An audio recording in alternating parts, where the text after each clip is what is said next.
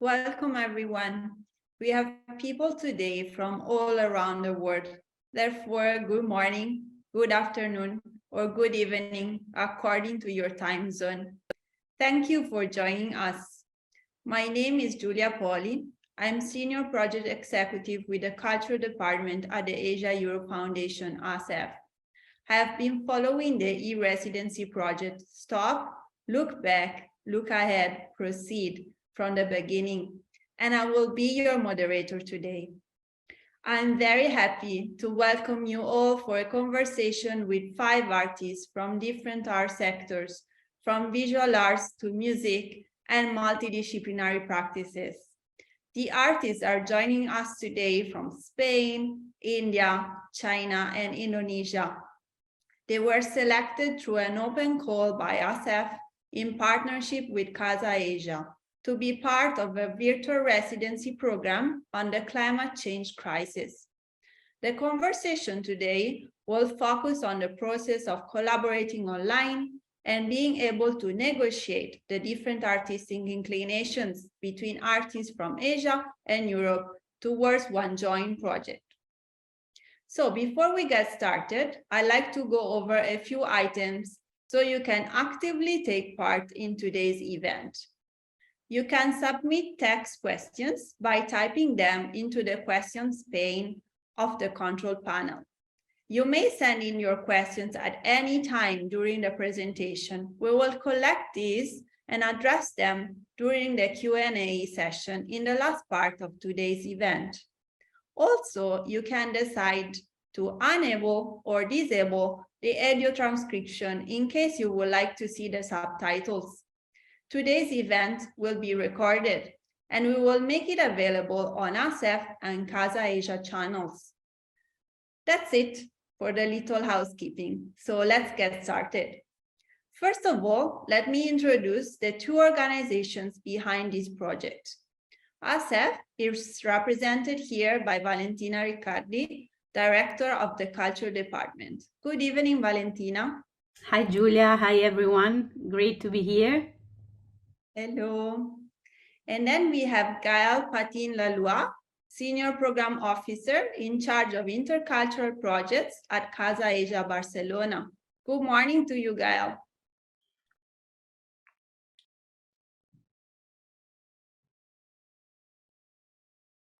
Sorry, thank you, Giulia. Good morning and good evening to everyone. Hello, hello. So before I introduce the artist and the mentor of this program, I would like to invite Valentina to give us some more details about the context of this e-residency. Valentina, to you. Thanks, Giulia. Again, a very good evening and good morning from Italy. I'm in Italy right now, so from Italy for me, and then Singapore, Spain, all over the world. It's really great to be able to have this conversation with the artist of this e-residency. Just a few words before we leave the floor to the artists themselves to introduce why we have this e-residency. Well, ASEF has started this journey into the virtual residency world in 2020 when the pandemic was at its worst, to kind of provide some sort of alternative way to connect for artists all over Asia and Europe when, the travel was not possible and it was so difficult to connect in other ways.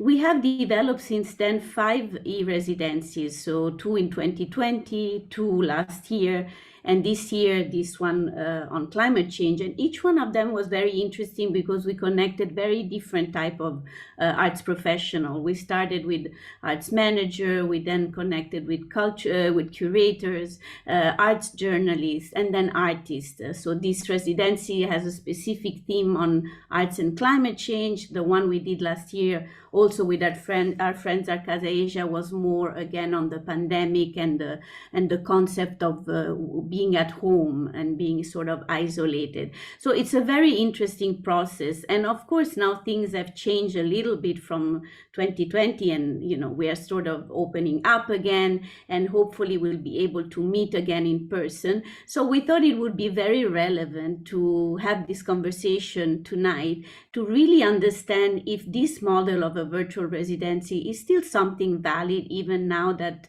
the pandemic is coming to an end, or if we should go back to really like a face-to-face encounter, or if maybe there is an option to do something which is a more of a hybrid model. And we will ask our friends here, our 5 very young artists, to give us their point of view after 8 weeks working together.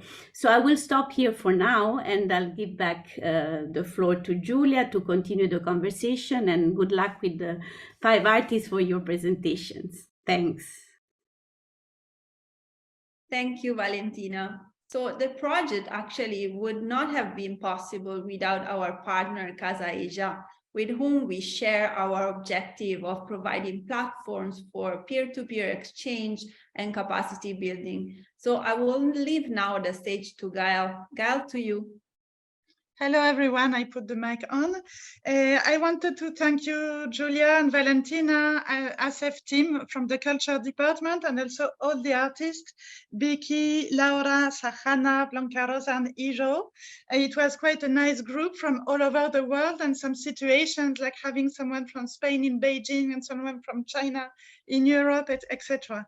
So I just wanted to say that when I'm Gael from Casa Asia, which is a an institution of public diplomacy based in Spain, in both Barcelona and Madrid. I'm in charge of intercultural programs here, and it's not the first collaboration we have with ASEF. We have quite a long tradition of collaborating in the media field, educational field, and culture field, mainly, especially with the ASEM Festival. And this second edition of this nice program ASEF started during the pandemic. We are really a natural partner of ASEF, and we are looking forward to going on with this. And this is the second year we have this program. Usually the arts residencies join like-minded artists to work together, and the main challenge is to work in another place, like break the zone of comfort, etc. And this time there is this aspect of the residency is not valid because everybody stays at home. But the challenge is in another sector. It's like the challenge to work really with artists, this time from different sectors like music and visual arts, etc., and from different parts of the world. So it was really challenging and really interesting, even for us as organizers of this residency. I just wanted to say that I think this after I leave you the floor back, I think that kind of collaboration, although it started during the pandemic, it's still very important, despite we still have economic problems, issues, restrictions for travel in some countries, to strengthen the people-to-people approach to diplomacy, cultural diplomacy, and institutions like ASEF or Casa Asia can have this role.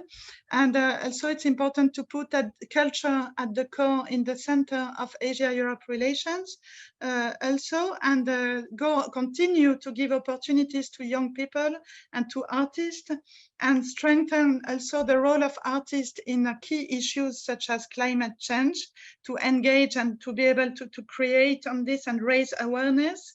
And also, Nada, we just are happy to continue to promote dialogue and collaboration and co-creation between Asia and Europe, and finding together solutions to all the challenges we are facing. Thank you, Julia, and looking forward to hearing to all of you. Thank you, Gael. So I will go on by presenting briefly the protagonists of this e-residency. So first of all, I mentioned briefly that the e-residency was guided by a mentor, Kamini Ramachandran. Good evening, Kamini. Hi, Julia. Hi, everyone. So Kamini is the pioneer in the field of oral storytelling in Asia. Through her work at Moon Shadow Stories, she is known for leading storytelling for adults. She founded the non-profit organization, the Storytelling Center Limited, to advocate for the art of storytelling through the Young Storytellers Mentorship Program. She is also creative producer of StoryFest, the International Storytelling Festival Singapore. commissioned by Singapore International Festival of the Arts, the Arts House, the Esplanade, and other art institutions, she has traveled globally and presented her Asian stories abroad. And then we have the 5 artists. So Kamini supported the 2 groups throughout the 8 weeks and supervised the process of collaboration to create the final projects we are presenting today. So let me introduce the artists now. The artists were divided in 2 groups by the partners at Kamini during the selection process. We divided them looking at possible synergies between the artist practice, and also we try to mix them in terms of origin. So the first group is formed by 3 artists. We have Blanca Rosa Rosmussen Ruiz de Infante, a Spanish national living in China. Hello, Blanca. Hi, Julia. So great to be here today. Hello, good evening. So Blanca Rosa is a visual art practitioner. She draws inspiration from the countries and cultures she has explored, adapting elements to create works with subtle but thoughtful imagery. Then we have Sahana Shrikant from India. Hello, Sahana. Hi, Julia. Good to be here. So, Sahana is a visual art practitioner ranging from painting to film, photography, and text-based works. She also works in art management and exhibition support. And then finally, for this group, we have Iro Zhou, originally from China, but currently based in the UK. Hello, Iro. Hi, hello everyone. Hello. So Iru's practice explores aspects of the human condition and existential states of being. Photography is really the baseline for Iru's practice, which also includes sounds, video, and poetry. Then we have the second group formed by Laura and Vicky. So Laura Canera from Spain. Hi, Laura. Hello, Julia. Hello, everyone. She is an illustrator and visual artist whose work dialogues around graphics, territory, and virtual life. And then finally, we have Vicky Vabihamdika from Indonesia. Hi, Vicky. Hello, everyone. Hi. Hello. So Vicky is a sound artist and traditional music teacher. He masters various musical instruments, especially percussion and wind instruments. His projects are deeply related to the social conditions in the location where the music instruments originate. So now I will leave the floor to Kamini for the presentation of the artist's works. Kamini, to you. So thank you, Julia. Thank you, everyone, for joining us this evening, this morning, this afternoon, wherever you are globally. As Julia mentioned, I have been the mentor for the last 8 weeks, 2 months, with these 5 young emerging talents. And they're divided into 2 groups, Group 1 and Group 2. So we're going to hear from both groups today. And they have completely different projects, and they have dealt with art and climate change as the theme or the topic that they were to collaborate on and work together to come up with some kind of work in progress or some kind of concept at the end of this 8-week mentorship. So without further ado, the first group is Blanca Rosa, Sahana, and Iru, and they will be talking about their project In the Deep. So I'd like to present Iru, Blanca, and Sahana. Take it away. Thank you very much, Kamini. I'm excited to present our project today. Iru, if you could kindly share your screen so that we can start our presentation. Thank you very much. Well, as Julia introduced me, I'm Blanca Rosa from Spain, and today I'm going to be introducing our project that we have been working on over the past 8 weeks, which is called In the Deep. In the Deep is a zine. A zine is an electronic independent magazine, and I will also be introducing and talking a little bit about our experience through this residency. Before we start, I would like to start to read a little quote that is relevant to our project and as well all the things we have been working on over these 8 weeks. The quote by Antonio Machado says like this: Traveler, your footprints are the only road, nothing else. Traveler, there is no road. You make your own path as you walk. As you walk, you make your own road, and when you look back, you see the path. You will never travel again. Traveler, there is no road, only a ship's wake on the sea. Thank you, Eero. So at the beginning of these 8 weeks, Sahana, Eero, and myself had never met. So it was really interesting to get to know each other through these Zoom meetings with Kamini every Monday. At the beginning, we were having very large conversations on the topic of climate change. We were talking about things we had seen on TV, about news we had read, things that were quite detached from our daily lives. And Kamini guided us through the weeks, asking us questions. How can do we actually experience climate change through our daily lives? Do we actually see it? Is it something that has been present for the last few months in our lives? And we realized that actually climate change was a universal thing that we were all experiencing, even though we weren't maybe paying so much attention to it on our daily lives, which was, I think, a very interesting point and a big conclusion through the whole experience of these 8 weeks. Sahana was sharing stories around the flooding that she was experiencing in Bangalore. Eero was sharing stories of the heat wave that she was experiencing traveling through Europe all the summer. And I was sharing stories about the pollution on the air, in the water that I have experienced in Beijing that has really affected the climate. We realized that we were talking a lot around natural disaster, and that the main theme that kind of came back to us always was on the topic of water. We ended talking about the abundance of water, the lack of water, the pollution of the water, and we started thinking, is this affecting the natural cycle of the water? We have all studied the natural cycle of the water since we were children. We know there's 4 stages in the natural cycle of water. There's precipitation, there's collection, there's evaporation, there's condensation. And we realized that all these little stories actually touched on how this is slowly changing. Through this zine, what we're trying to do is to create an awareness, to say that this is universal, that nature is slowly changing in front of our eyes. And through these little stories that might seem insignificant from just 3 artists around the world, that we would like to share with you, if we can just create a little bit of awareness in everyone, that's what we're hoping to do. So today we will shortly be telling you 4 little stories, very short, on precipitation, which will be the first story we're telling today by Sahana. Our second story on condensation with Eero performing for us a beautiful poem. I will be sharing a story on evaporation, a reflection on a mythological Chinese story, and then to finish, we'll have a story on collection again by Sahana and her experience in Bangalore as well. So I leave the floor to Sahana on precipitation. Thank you. Hi, everybody. I'm Sahana, and today my first story will be on precipitation, the coming of water in the city. Did we lose the webinar? I mean, are you still sharing screen? You're here. Okay. All right, I'm sorry, I just can't see the zine anymore, but if everybody else can see it, I can continue.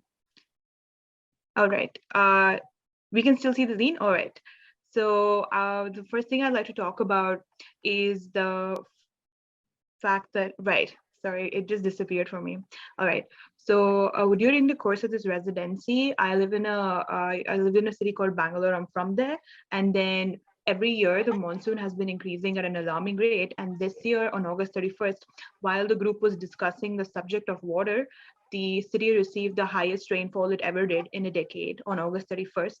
And the citizens of the city, everybody here woke up to water filling their homes, their basements, their parking lots, their streets. There was water everywhere. It had to be pumped out. In the course of a week, the residents found their homes flooded over 7 times. And, at the end of it, companies had to send in boats to rescue their employees, and the National Disaster Relief Force came to my city but essentially what you can think of Bangalore, it's a very developed city. So this is not a problem that many of us foresee that we would have. But at the end of the day, commuters who would go to work on a daily basis faced flooded roads and flooded vehicles, and they got stuck in traffic for hours. And the sort of unprecedented disaster woke us up to the fact that the city had been ignoring water as an element for the longest time. The city also had a very misunderstood terrain, as in it was a city made up of lakes kind of low-lying areas and basins, which over the years had been overtaken by these developers in the pursuit of progress and greed. And so there was unrelentless infrastructure development that sort of encroached all these low-lying areas. So the water itself that would come during the monsoon had no place to go. And over the years as well, the drains were also overtaken by these infrastructure people. So the water again kind of found its way to wherever the drains used to be, which were now people's houses. So there was 7 feet of water in a man's house. And this sort of woke us all up to the fact that we can't attempt to tame nature in this way anymore, especially in the form of climate change that is not just global, but it's local. It's in your houses in the form of water that fills your house up during every monsoon. And so the city is kind of now looking at an indefinitely extended monsoon for the rest of its time.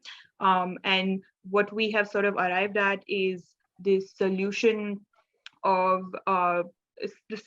building more and more infrastructure that's higher ground, while the city is inherently based on a lower ground terrain. So these are all the sort of investigations and conversations that came about post flooding, which would not have happened if the city hadn't faced danger in this way. And at the end of it, what we understand is that the water has a mind of its own, and that the city is built for rain. It's built for taming the rain and kind of harvesting the rain. And instead, the government and the infrastructure has gone in the other direction of burrowing into the ground for water. So they've depleted the groundwater tables, as we've done now. Instead, and all the rainwater is just flooded and washed away. So going forward, we have, I also came across this other story of this community called the well-digging community. And they, what they have done is they've embarked on a 1 million well project in my city. They will be building 1 million wells, recharge wells, which will collect this rainwater, give all the rainwater a place to go, and allow it to seep into the ground to refresh the groundwater. So eventually, with the help of their ancient knowledge of digging wells and with systemic infrastructural change, maybe my city will not get flooded anymore every monsoon. But until then, this flooding is a reality for us. Until people decide to do something about climate change. And the only other thing I'd like to say about this story is that these drawings were made on repurposed paper that was used for packaging previously and meant to be thrown away, but they were made as a sort of a record of what the citizens went through during this period of living with the reality that is climate change today. And now Viru will talk about condensation and will tell you her story. Thank you so much. Thank you, Sahana. Thank you, Blanca. Hello, everyone. My name is Iro, and in my part, I've used sounds, photographies, and fragments of poetry to collect drool in the air that have condensed as a result of changes in external temperature environment. So during this residency, I'm thinking about condensation. It's not only the process of water vapor becoming a liquid, but also a reaction to change we perceive the outside world. So now I'm going to do a performance. 手又开始烂了，刚长出来的皮肤成片状，一片片的脱落，从指尖到关节，密密麻麻连成大片的手掌，像一片破旧的旗帜。The clouds that have been gathering low enough to almost crush the building. And the ants rush their way to move to their new home in the north. 房间里的人躺着，忘了关电视。新闻里播着遥远的地方，经历了几个月的干旱，此刻正在发生山火。The blazing sun looks like it was gilding everything with golden armor. The tarmac, electricity poles, and the reflections of building glass. Everything was so soiled and absolute. 做了一个暴雨的梦，在暴雨中做了一个梦，雷电要把一切照亮，风的哀嚎追赶着雨，无情的手要把城市洗个干净。Dreaming of a rainstorm, dreaming in a rainstorm. The thunder and lightning lighten everything up. The wailing of the wind drives away the rain.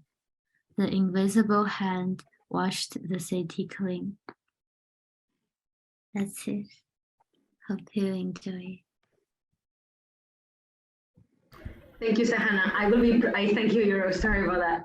I will be presenting the next story on evaporation. When I was thinking about evaporation, I started thinking about the heat wave that we all felt through this summer. And it reminded me of a story that I started hearing when I was a little girl. When I was a little girl, I lived in China, and my loved ones would tell me this story called Hoey and the 10 Sons. This is a mythological story that believes that a long time ago in China, there were 10 sons in the world, and they would all take different turns to come out and do their day of work and then come back home. And then the next day, another son would go out. But one day, all these different sons decided to go out at the same time, and the world started being overheated.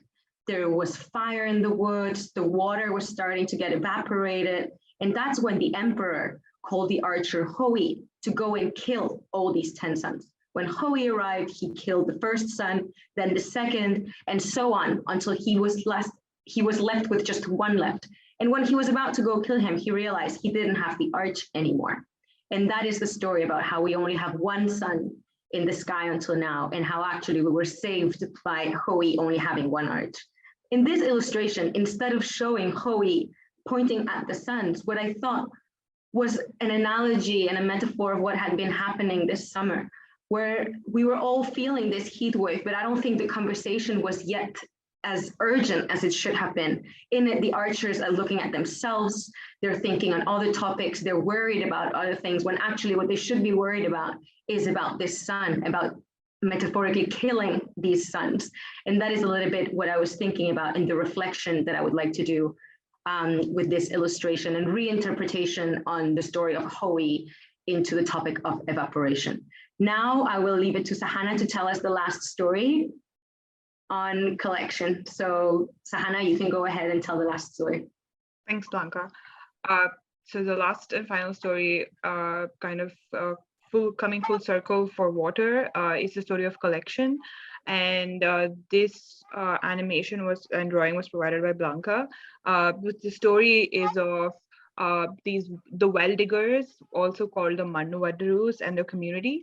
And it's an interesting story actually, because they used to be a group of travelers, and they would travel from different parts of North India, South India, all the way to West India. Back in the olden days, they would go from one drought-ridden village to the other. These villages completely deprived of rain, deprived of water, the crops would be dying, the animals would be dying. These villagers would go, these well diggers would go, and they would settle outside the village because they weren't allowed inside the main areas because they were considered an outsider's community.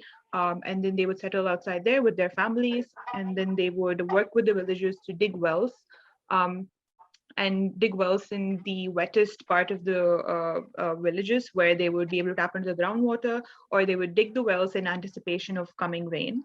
And once their job was done, these well diggers would move on to other villages. And this tradition and practice continued for years and years.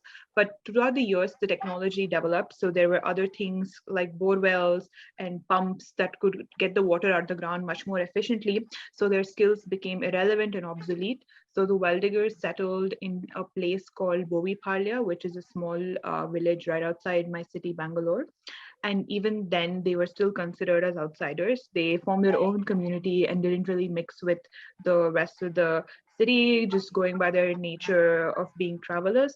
But recently, because of the incessant rain in my city and the solution that wells are to climate change, the well diggers are at their skills again. They've been able to use what they've learned. They have been digging 1 million wells in the city, trying to collect all this rainwater, trying to find a place for all of it to go, trying to let it seep and soak into the ground. And so their practice is well and truly alive again, and their ancient solution provides a modern sort of solution for climate change. So that is the story of collection with regard to the well diggers. Thank you. I'll leave it to Giru to sort of conclude the rest of the zine.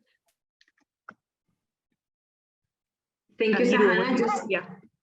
I'll go, no problem. Thank you, Sahana, very much.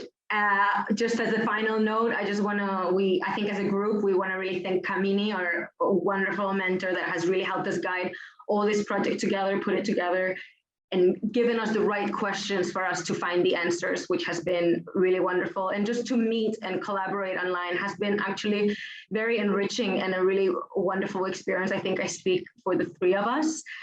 We're looking forward to hopefully meeting at some point in the world, we don't know where. But as for now, I'm just leaving a bit our details here. If somebody has any questions, feel free to reach out. And thank you also to Gael, Julia, to Valentina, and everyone that made this possible. It's been a true joy to do this and to end it today like this. So thank you. Thank you so much, Group 1. Thank you, Blanca, Iru, and Sahana with In the Deep. So for those of you who are just joining us or who have joined us halfway through, we are in the middle of the presentations and sharings by the participants of the virtual residency. So now we come to the second group, Laura Canera and Vicky Wabihamdika, and they will be sharing about their project, Plastics Are Invaders. So I'll hand it over to Laura and to Vicky. Thank you, Kamini. Hello, everyone.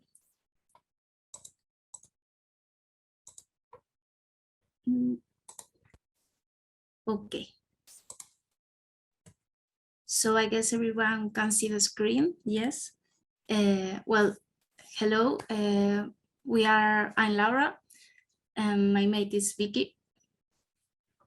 And we are here to present a project, Plastics Are Invader, that is a sound album for the future. So it's been a collaboration between two people that we are from different places. But since the beginning of the residency, like we have been like very conscious about this problem. Oops, sorry. And at the beginning, we did reflect about all this relationship with the climate crisis and the plastic, because we think that plastics has a very important place in all this issue. Because it's not only about pollution, it has to be it has a relationship with the fossil fuels and the green emissions, because we need to generate this plastic, we need to fabricate it. So all this process, not only the production, but also when we recycle the plastic, we emit all these greenhouses that increases this climate change for our ecosystem. So also we think that there is a relationship, not only to do with plastic at itself is not bad for us, because it has been very useful for things like our laptops and such, but the real problem is like single-use plastic that has to do with all this society that we live in, that we have like this weight of relationship with all the things around us to consume and throw away. And we thought that this have to do with capitalism. I think that we think that we need to change our system. We arrive at the conclusion that we need to slow down our production. We need to think more what happens to the earth, what happens to our environment. And with this conclusion, we decided to go out and explore how the plastics have like this relationship with the cities that we live in. So this is a video of Vicky that he went to his local landfill, and he started to record all this documentation that is really important for our process. Yes. So I think that we also need to think that Europe have like a big function with all the contamination and pollution that is happening in Asia and Africa. So we need to think about that, how we have a more like equal relationship with Asia and Africa, also Latin America. So after all these thoughts and experience and talking, we decided to make an album, a song album for the future. So we decided to record, or Vicky will talk about this later, but we decided to record all these sounds that plastic makes, and then to make like posters for these soundtracks that they will illustrate and make a more powerful image for this album. So I'm going to share with you some of the 2 of the 6 tracks that compose this album. Okay, so let's see this first one. Okay, sorry about that. Okay.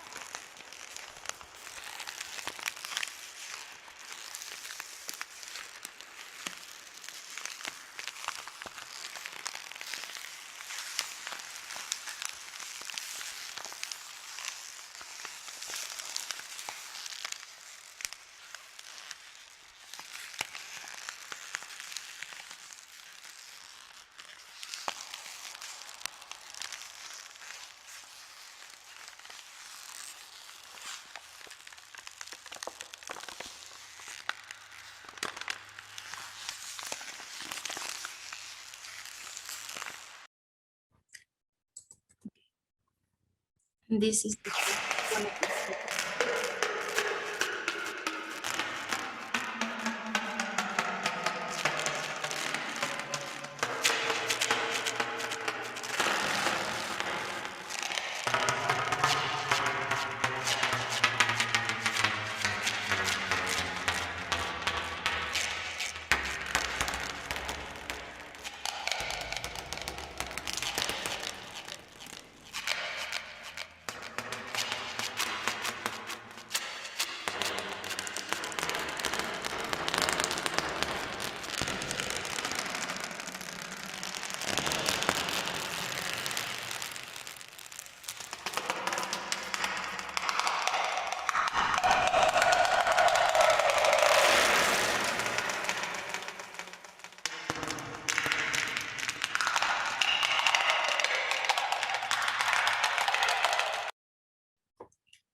Okay, so those are 2 of the tracks that compose this album.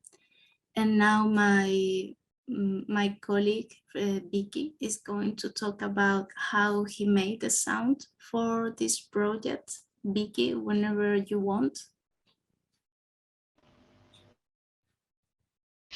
Yep.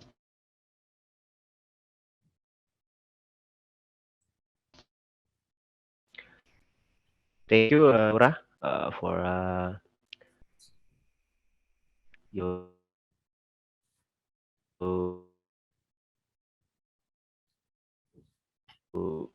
okay. This for sound seriously, as said by Laura, we agree that plastic is really carrying out the invention.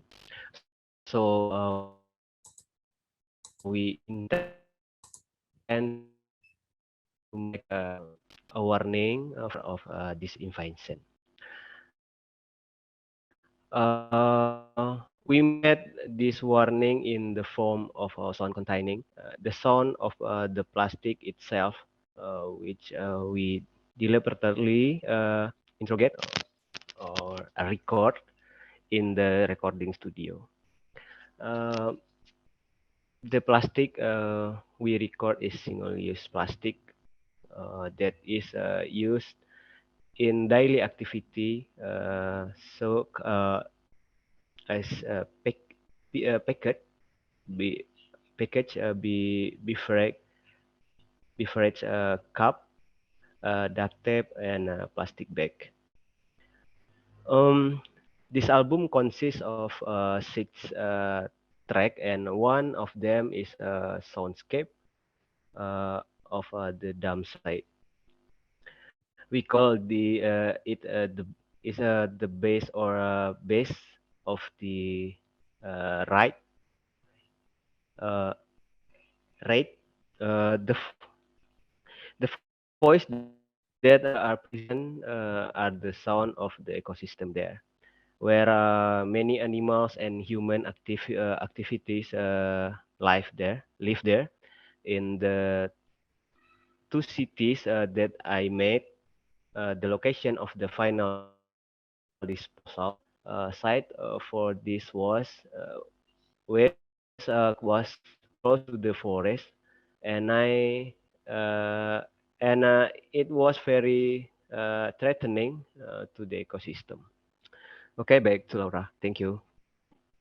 Thank you, Vicky.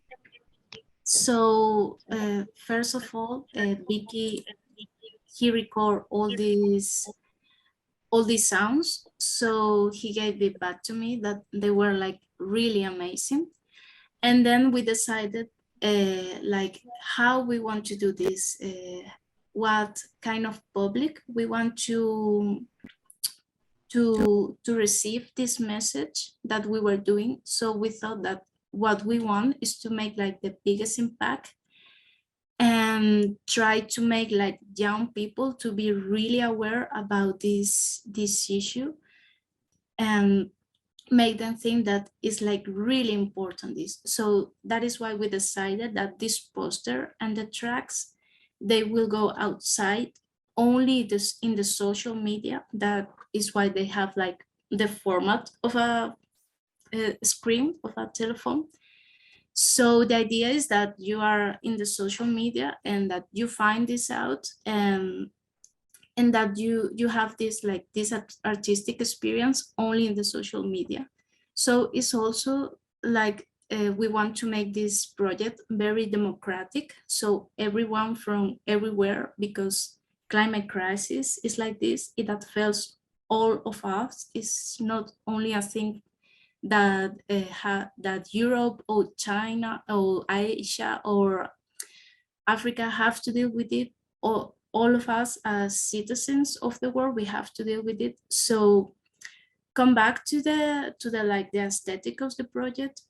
We decided to like use natural colors like green and blue and brown that have to do with earth, but also like the pink that represents this plastic that is like an invader, because it's really difficult to find pink things in the nature, and usually because of the high contrast it makes like a really impact. Also because of the context of this residency that is virtual, that is why we decided to make like this typography with like pixel art. And then all the textures are made from plastics.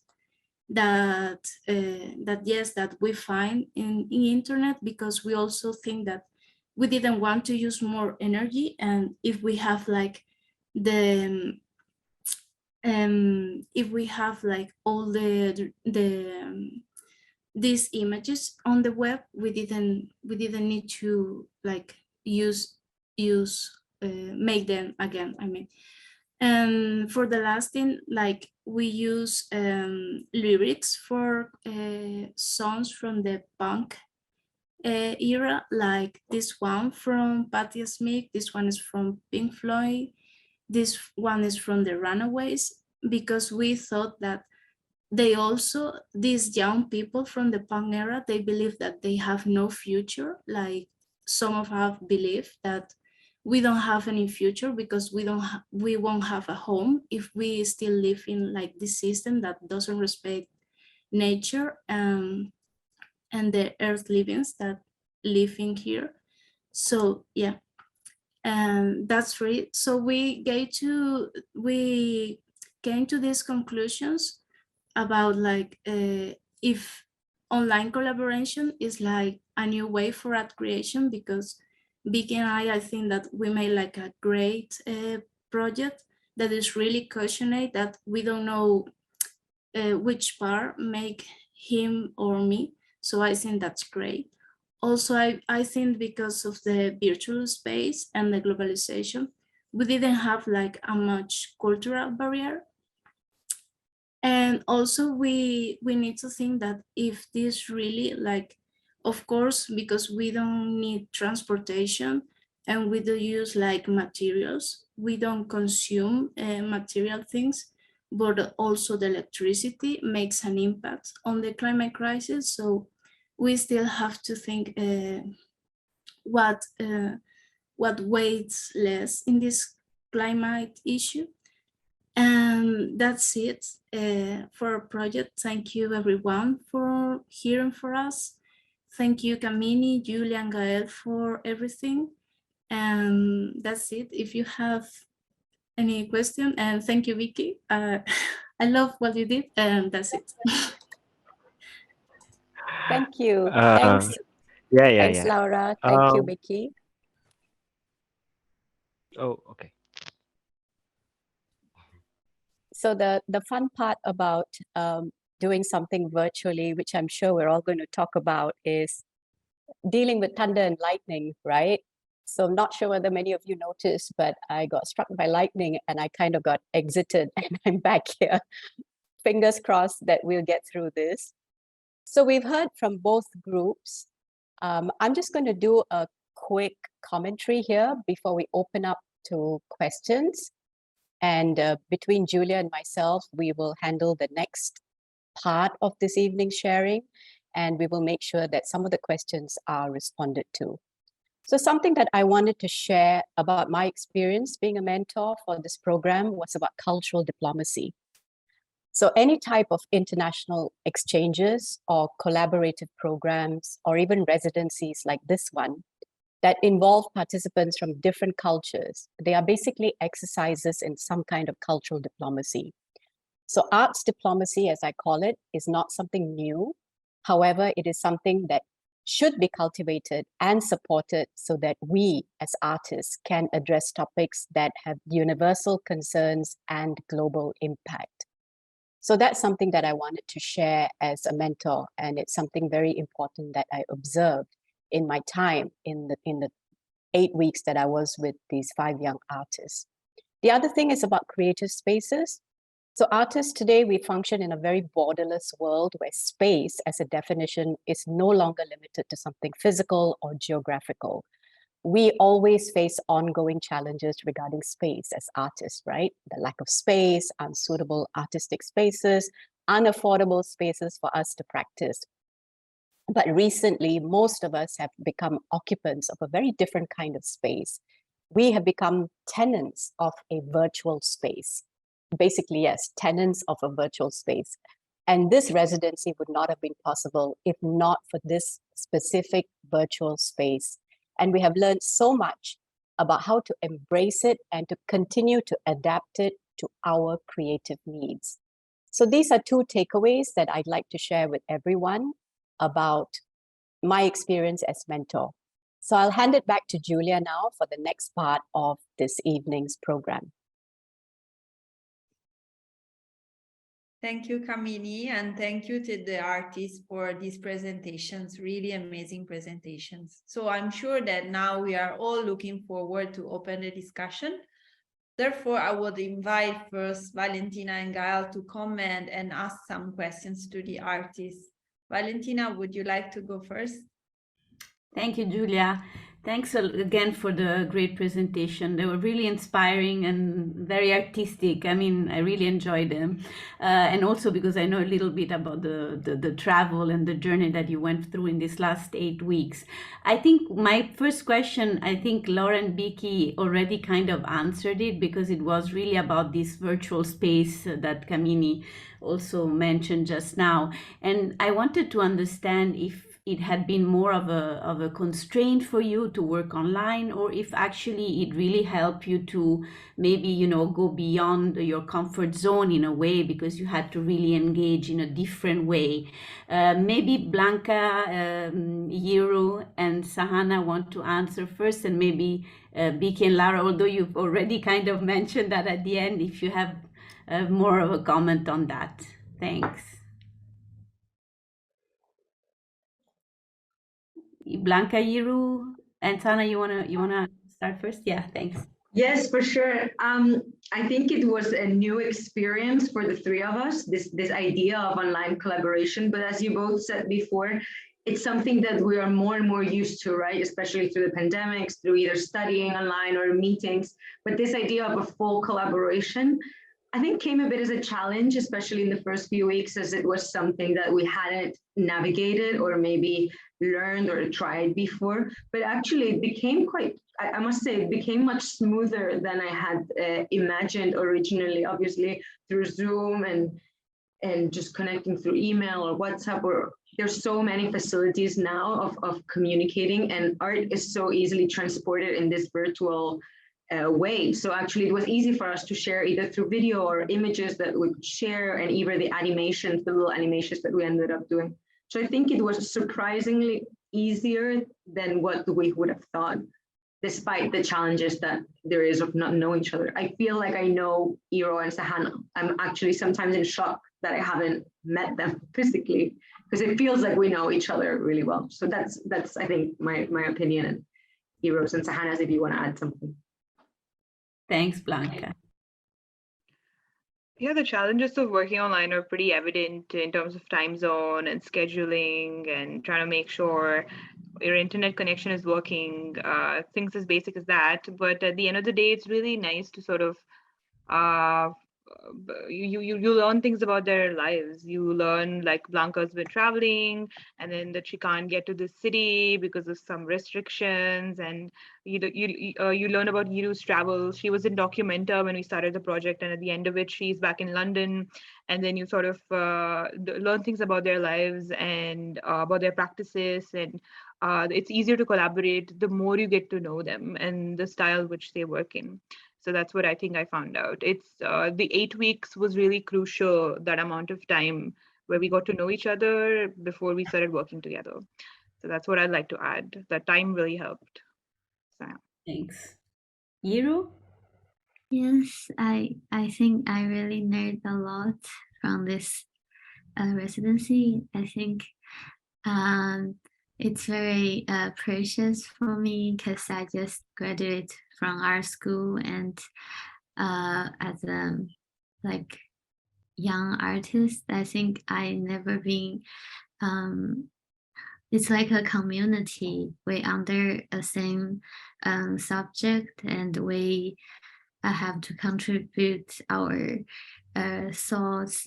Sometimes it's not very smooth. It always has some like conflict or crash because everyone is so different. But it's, I think it's like no pain, no gain. It's yeah, I think I really, it's I'm really glad to meet you guys, and if there has chance, I would like to meet Blanca, Sahana, Kamini, and everyone in person. Yes. I hope that we'll be able to do that, hopefully. Thank you, Yiru. And maybe if I can just add for Vicky and Laura, maybe a slightly different question, since you already mentioned that you were kind of happy with the online component, online format of the residency. I wanted to ask you if there was anything in this residency that you would like to change or that you would have changed. What would that be? I mean, if there was anything that you would have liked to do differently, if at all. Who wants to start? Oh, Vicky?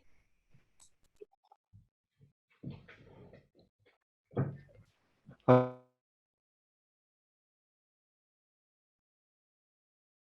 okay. Uh, uh, We have, I think, some problems with the audio. Maybe Laura, you want to talk first, and but then. for me, Sorry, Vicky, we got you back now. You want to start again? Sorry, I don't think you came through. huh? You want to start again because the audio was not good.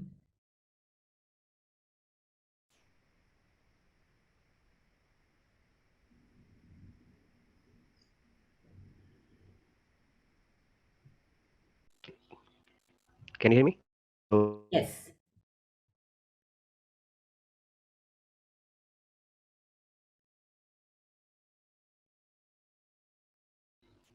yeah, Yeah, go ahead. Go ahead, Vicky. I can. We can hear Yeah, you. yeah. Online interaction really helps use in long distance for communication. But but for me, uh, on the other hand, but on other hand, there are needs that is unable to be replaced, such uh,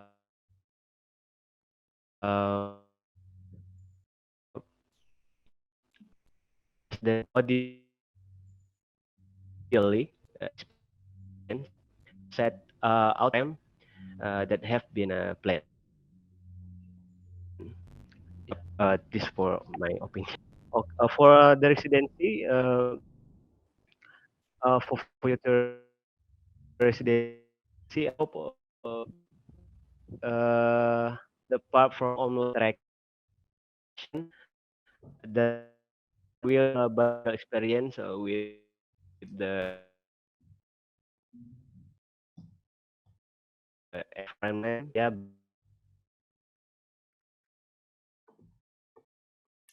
Unfortunately, audio was not great. I'm sorry. I hope you catch some of the answers. Maybe Laura, you can also give your.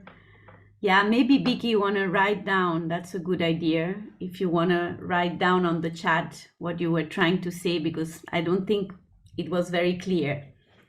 Meanwhile, Laura, if you want to also tell us. Yes, I think that because we talk about that, and I think that Vicky and I agree that this is great because I've never imagined I could make a project with a musician from the beginning, like not only collaborate with the artistic packs, if not working from the beginning.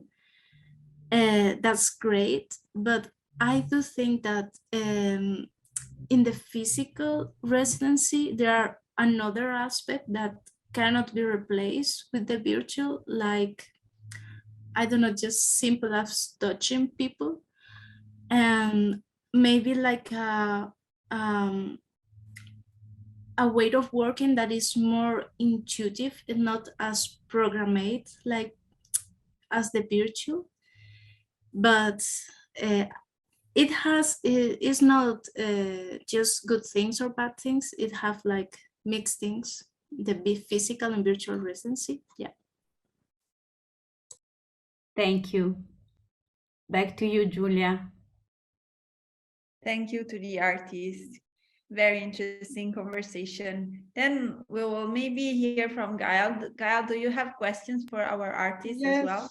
Yes, I will just ask one question, one comment on that one question, because I see in the question and answer you have some interesting questions from the public. So thanks, Kamini and the artist. Really, in terms of formats, it was really innovative and creative, and I found it also very emotional, because it's true, we really noticed that you had a hard work doing all of this, many efforts, and also that it was a really nice human encounter, although it's all digital. I really hope you can keep in touch and keep at least follow each other, support each other, and maybe I was thinking we should do e-residency part 2, like with a physical meeting. The question, actually, it's the same almost as someone from the group, from the public, so it's good. I wanted to ask, with this residency, we really want to promote cooperation between Asia and Europe and support young artists. But increasing understanding between Asia and Europe is also very important, and it's an opportunity with this residency. Laura and Vicky, what have you learned about Indonesia and Spain? And Blanca, Shijo, and Sahana, what have you learned about China, Spain, and India? Can this experience motivate you to be seeking more international cooperation in the future, especially between Asia and Europe? Thank you.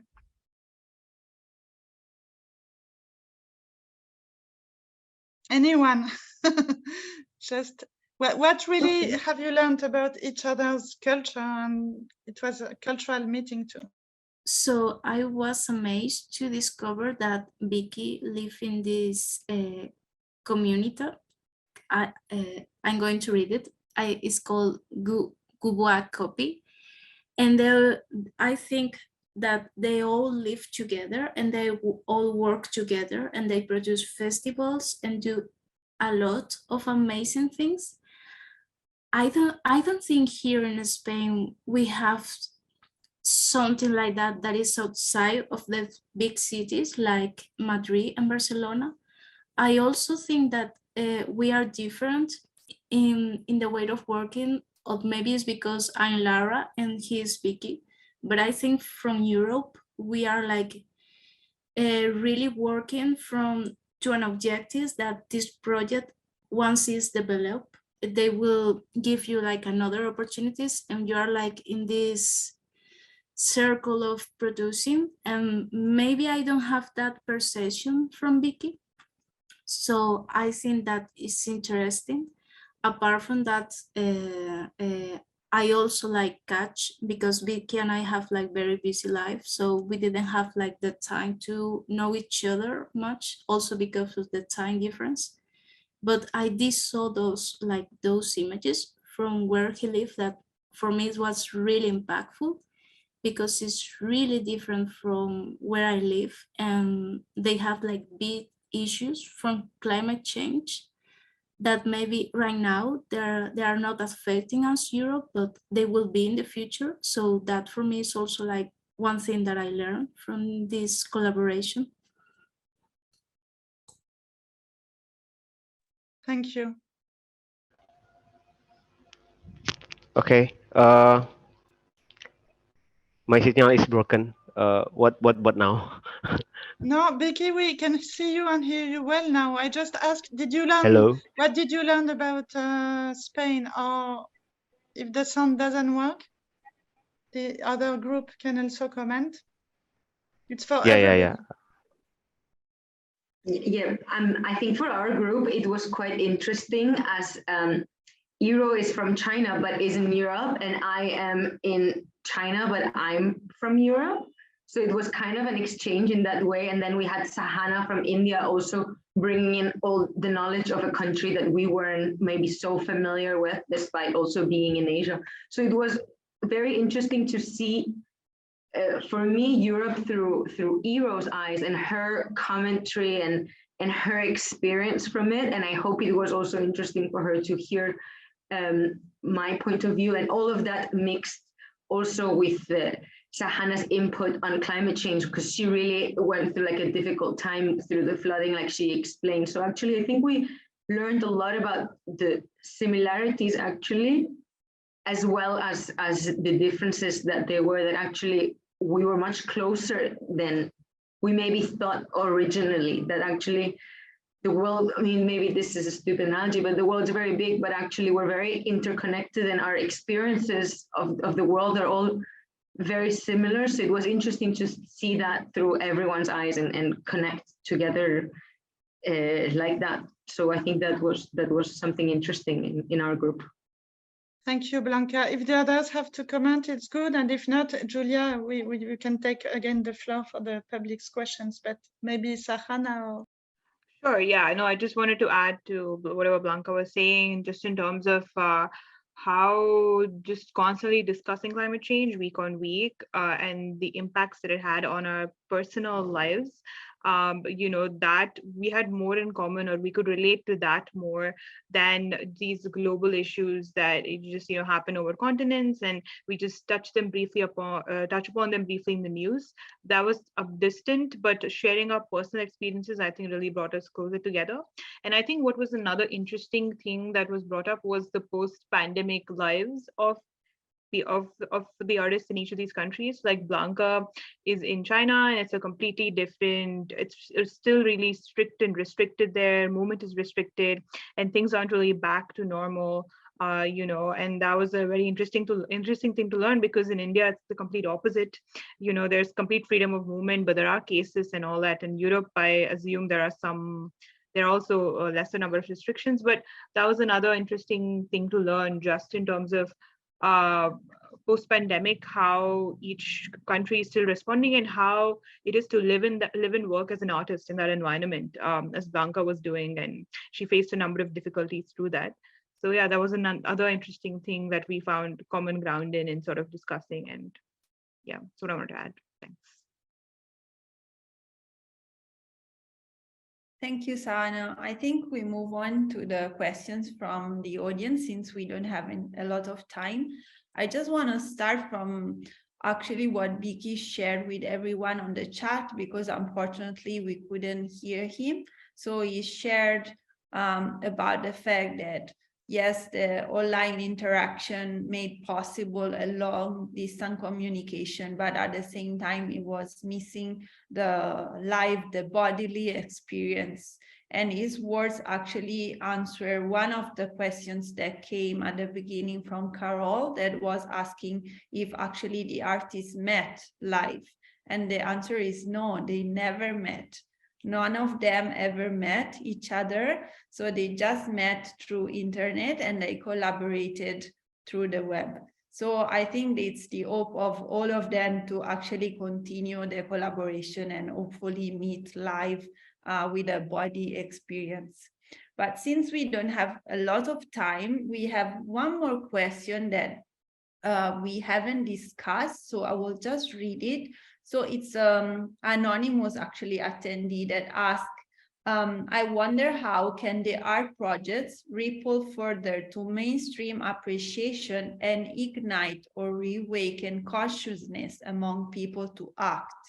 So how do you see your projects to push people to really act against or for solving or like against the climate crisis that we are facing at the moment?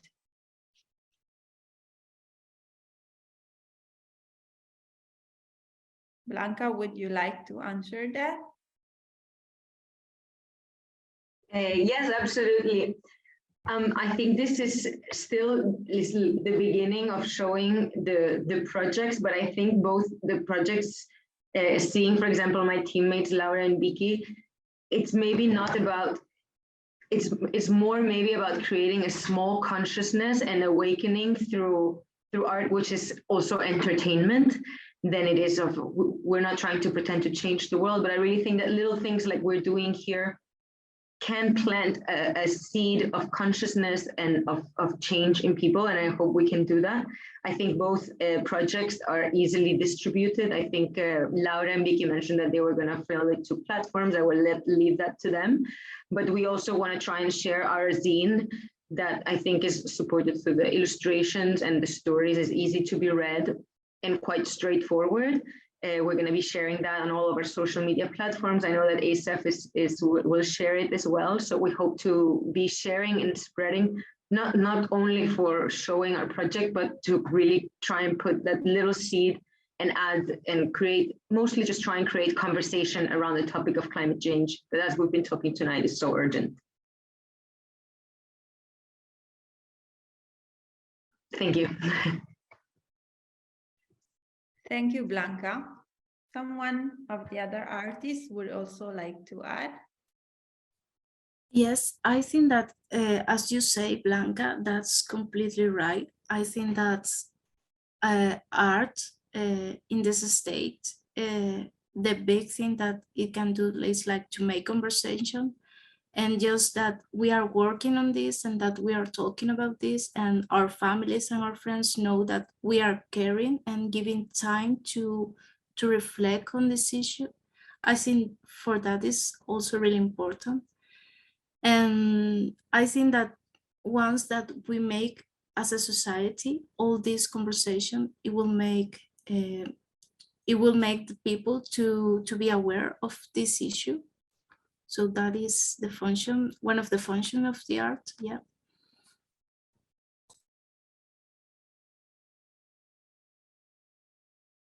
It can also function as a memory, though, just to add, people's memories are easily forgotten. I think just from personal experience, we have already moved on, and the news cycle is so short these days. And there are new things trending every 24 hours.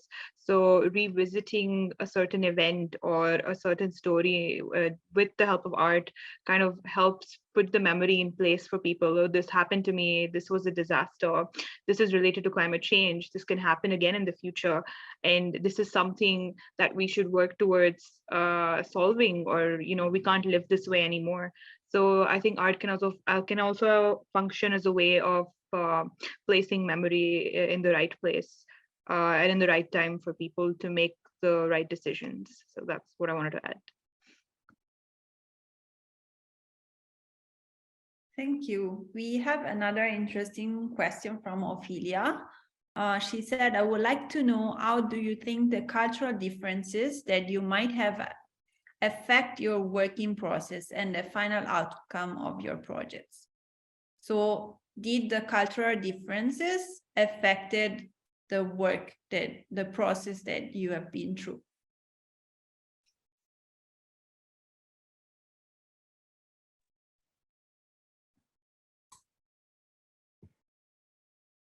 I think it was not maybe necessarily something that we would discuss all the time. It was very natural when we were working. We weren't constantly talking about our cultural differences. I think it's something that comes in a layer, like an intrinsic layer, in a way. I think, for example, in our zine, there was elements of visuals of Indian imagery. So I think it's not something that maybe we discuss all the time, but for sure there will be maybe sometimes some difficulties in terms of small misunderstandings or things that maybe I say a certain way and Iro or Sahana say a different way. And also because of it's online, it's harder when you can't see maybe someone's face to fully understand the full meaning. So I would say maybe that was the biggest difficulty, but I think mostly it was really positive, as we have been discussing before. So that's what I think.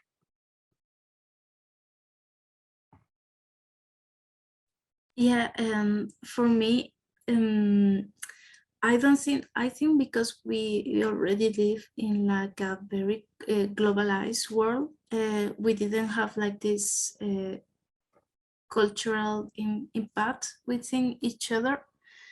And also because of the nature of the project is something really experimental, and that we are working really from the outside. We are not talking about of ourselves. I think that we didn't have like that cultural conversation. Yeah.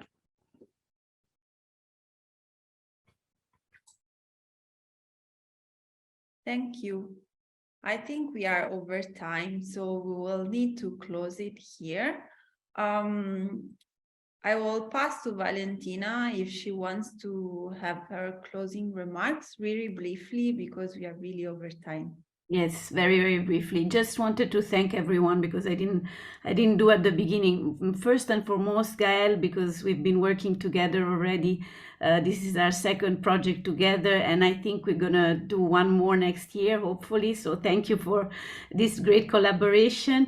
Kamini, we wouldn't have been able to do this amazing work without you. So thank you really for the patience and, you know, the dedication to this group of artists was really amazing. And to my colleagues in ASEF as well, Julia, of course, who moderated this evening session, and behind the scenes, Haichi and Ashikin also helped throughout the process of the residency. It's been a long process. We started this in April, so it's been quite challenging, but also extremely rewarding. Just one more thing to say is that we will continue with our program of residencies. Most probably next year, we will try to bring together the amazing group of artists that have worked with us since 2020. And I think we are almost 40 of you. So I hope that, you know, we will be able to have like one big meeting all together. But again, we will try to also keep the online format, because I think there's a lot of interesting and very innovative things we are learning throughout this process. So thanks again to everyone, and back to Julia to say goodbye to everybody. Thanks. Thank you, Valentina. Thank you for being here with us. So the projects of the artists will be available on Culture 360 and Casa Asia website if you are interested to go deeper and explore them more. Also, you can take a look at the process on Culture 360 Instagram account, where the artists documented their 8 weeks journey with weekly diaries. I would like to thank again all our speakers, the artists, Kamini, Valentina, and Gael, and also thank you to our audience. Thank you, everyone. See you soon. Bye-bye. Thank you. Goodbye. Good night.